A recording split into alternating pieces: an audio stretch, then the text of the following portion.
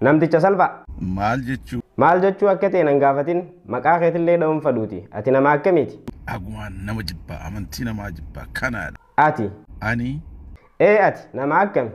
Nama responsibility accountability ni itti dhaga'amne nama dadhabdu nama gadi. Ati amma islaama arrabsitee eessa galuu yaada qabda? Biyya Arabaatti galu.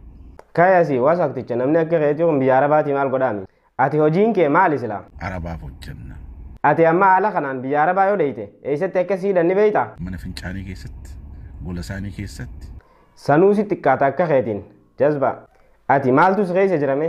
Kaansarii cimaatu jira. Kaansarii qabaachuun kee sirraa mul'ata. Nama akka keetii kana akkam jaanii yaamamme? Kijibdu, sobdu, fakkeessitu, cubbuu. Ati maaliif rasuula keenya arrabsita?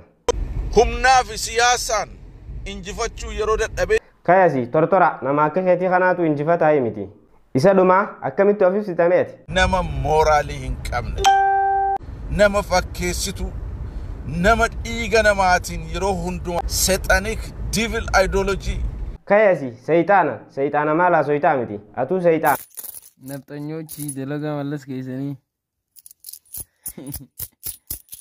Akkana dalagaa nu waajjira. Sibiila ciree. Balastiraan godhatume. Dalagaa mallas keessa maraata. Abiyyiin Hayilamaariyaam keessa maraata irraa dhaalee. Hayilamaariyaam keessa irraa abiyyiin keessa maraata irraa dhaalee. Abiyyi irraa jimmaa dhaalu deema amma. Maraatu.